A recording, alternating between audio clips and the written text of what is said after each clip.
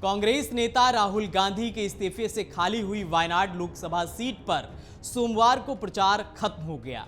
इससे पहले प्रियंका गांधी की बड़ी जीत के लिए लोकसभा में नेता विपक्ष राहुल गांधी ने वायनाड में जोर लगाया। Rahul Gandhi I love you Wayanad की टी शर्ट पहने हुए नजर आए। राहुल गांधी ने मुश्किल वक्त में संसद पहुंचाने वाले वायनाड के लोगों को फ्लाइंग किस देते हुए शुक्रिया अदा किया। प्रचार के अंतिम दिन प्रियंका गांधी ने राहुल गांधी के साथ रोड शो में हिस्सा लिया।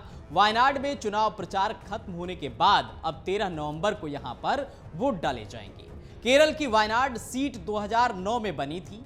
इस सीट पर अभी तक सिर्फ कांग्रेस को जीत मिली है।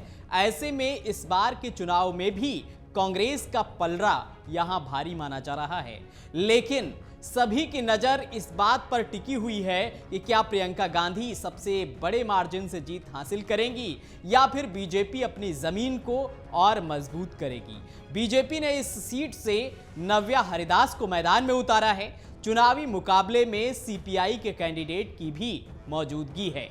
2024 के चुनाव में राहुल गांधी के सामने एनी राजा सीपीआई और के सुरेंद्रन बीजेपी से लड़े थे। वायनाड के पिछले 4 चुनावों में जीत हार के अंतर की अगर बात करें तो कांग्रेस को 2009 में यहां पर जीत मिली और एमआई श्रीनिवास सांसद बने। उन्हें 1,53,439 वोटों के मार्जिन से जीत हासिल हुई थी। 2014 के लोकसभा चुनाव की अगर बात करें तो एमआई श्रीनिवास एक बार फिर यहां सांसद चुने गए और कांग्रेस को इस बार 20,870 वोटों के मार्जिन से जीत मिली थी, यानी कि मार्जिन घट गया था। 2019 के चुनाव में राहुल गांधी यहां से मैदान में उतरे और कांग्रेस को 4,31,770 वोटों के मार्जिन से जीत हासिल हुई थी। यह सबसे बड़ा मार्जिन था। 2024 की अगर बात करें तो एक बार फिर राहुल गांधी ने यहां से ताल ठोकी और कांग्रेस को 3,64,422 वोटों के अंतर से जीत हासिल हुई थी। राजनीतिक जानकार कहते हैं कि वायनाड राजनीति में प्रियंका गांधी की दमदार एंट्री को बेताब है। अब देखना है कि वह सबसे अधिक मार्जिन से जीत पाती हैं या फिर बीजेपी अपने वोट बैंक में इजाफा करती है। जानकार कहते हैं कि रायबरेली और अमेठी के बाद वायनाड ऐसी तीसरी लोकसभा सीट है जहां से गांधी परिवार का कोई दूसरा सदस्य चुनावी मुकाबले में उतरा है। राहुल गांधी ने 2024 के लोकसभा चुनाव में वायनाड और रायबरेली दोनों जगह से जीत हासिल की थी। इसके बाद उन्होंने वायनाड से इस्तीफा दे दिया था। कांग्रेस नेता राहुल गांधी को 2019 के पहले चुनाव में 64% वोट मिले थे। वह 4,31,770 वोटों से जीते थे। 2024 के चुनाव में राहुल गांधी को 59% वोट मिले थे।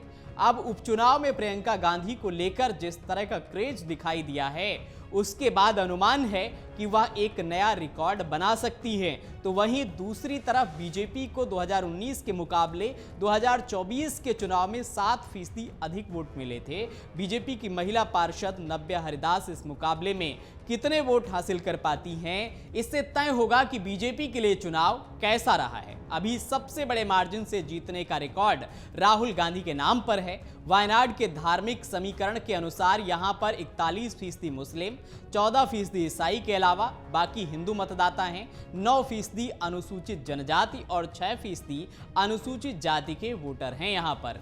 बता दें कि 2024 की तरह ही राहुल ने 2019 का चुनाव भी 2 सीटों पर लड़ा था। इसमें वायनाड और उत्तर प्रदेश की अमेठी लोकसभा सीट शामिल थी, लेकिन वो केवल वायनाड से ही जीत पाए थे। अमेठी में उन्हें बीजेपी की स्मृति ईरानी ने मात दी थी। राहुल ने दोनों ही बार वायनाड से शानदार जीत दर्ज की थी। साल 2019 के लोकसभा चुनाव में राहुल गांधी को वायनाड में 4,31,000 से अधिक वोटों से जीत मिली थी, लेकिन 2024 के चुनाव में उनकी जीत का अंतर घटकर 3,64,422 वोट रह गया। साल 2024 के चुनाव में राहुल ने सीपीआई नेता एनी राजा को हराया था। राहुल गांधी को 2019 के चुनाव में 7,06,367 वोट मिले थे। उनके निकटतम उम्मीदवार भाकपा के पीपी सुनीर को 2,74,597 वोट मिले थे। बीजेपी ने वह चुनाव नहीं लड़ा था। वहीं 2024 के चुनाव में राहुल गांधी को 6,47,445 वोट मिले थे। वहीं भाकपा की एनी राजा को 2,83,000 23 वोट मिले थे। बीजेपी के सुरेंद्रन को 1,41,045 वोट मिले थे। वायनाड लोकसभा सीट की अगर बात करें तो ये सीट 2008 में अस्तित्व में आई थी। उसके बाद से ही वायनाड पर कांग्रेस का कब्जा है। पिछले 4 चुनाव में कांग्रेस को छोड़कर दूसरा कोई भी दल यहां जीत नहीं पाया है। वायनाड लोकसभा सीट में विधानसभा की 7 सीटें आती हैं। अगर आप ये वीडियो YouTube पर देख रहे हैं तो हमारे चैनल को सब्सक्राइब कर बेल आइकन दबाएं और Facebook पर देख रहे हैं तो हमारे पेज को लाइक करें। 8 मिलियन प्लस सब्सक्राइबर, आपके इस भरोसे के लिए बहुत धन्यवाद।